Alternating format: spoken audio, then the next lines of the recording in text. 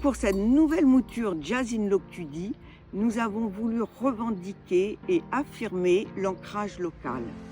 Nous l'avons fait de plusieurs manières. Tout d'abord, l'apéro jazz qui démarrera dès 18h30-19h fera la part belle à un groupe local qui chauffera la salle avant le concert Rhythm on the Fire. Et puis, vous pourrez grignoter des produits qui viennent d'ici, c'est-à-dire bien sûr les queens que vous connaissez, mais aussi des assiettes de charcuterie, des belles terrines de poisson, qui tous ont été fabriqués à Loctudie ou à Famars ou dans les environs.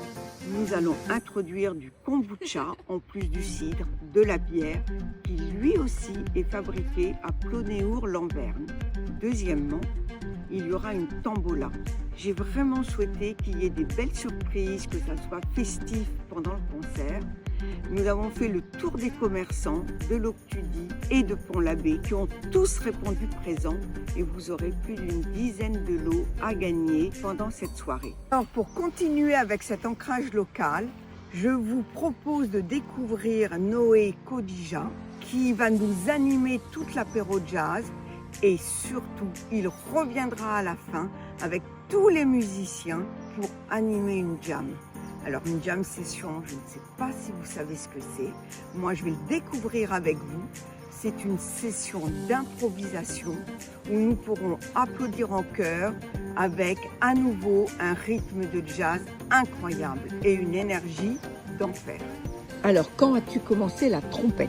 Alors moi j'ai commencé la trompette à l'âge de 5 ans et je ne m'ai pas arrêté depuis. Ça fait quasiment 25 ans que je joue de la trompette. Et pourquoi la trompette, plus que la guitare, plus que le piano? Parce que c'est un peu l'instrument qui est venu à moi. Un peu une révélation musicale que j'avais en tant que gamin. J'étais plus attiré par le son de cet instrument qu'un autre. Et alors, comment petit à petit tu en as fait ton métier? J'ai jamais arrêté en fait de jouer de la musique et je sentais que la musique était vraiment important pour moi. Ça représentait une grande partie de ma vie. Je consacrais beaucoup de temps à la musique, une activité qui me tenait à cœur et donc cette direction je pense allait m'aller plus tard dans elle. Et alors le jazz, comment c'est venu à toi? Il y avait beaucoup de jazz à la maison. Mon père écoutait du jazz déjà, mon grand-père en écoutait, donc les disques de jazz étaient dans la maison, les vinyles. Et Louis Armstrong était le premier trompettiste que j'ai entendu, donc c'est certainement pour ça qu'aussi j'ai eu cette petite attirance pour ce style particulier. Puis après j'en ai découvert bien d'autres et puis voilà, après on évolue, on découvre plein de choses, on rencontre aussi d'autres amis de notre âge, de notre génération qui sont attirés par cette musique, donc on échange plein de choses. Et alors, donc tu viens de parler de Louis Armstrong, Ouais. Est-ce qu'il y a d'autres grands noms du jazz qui t'ont inspiré? Énormément. Alors là, la liste est longue, Louis Armstrong entre autres, Miles Davis.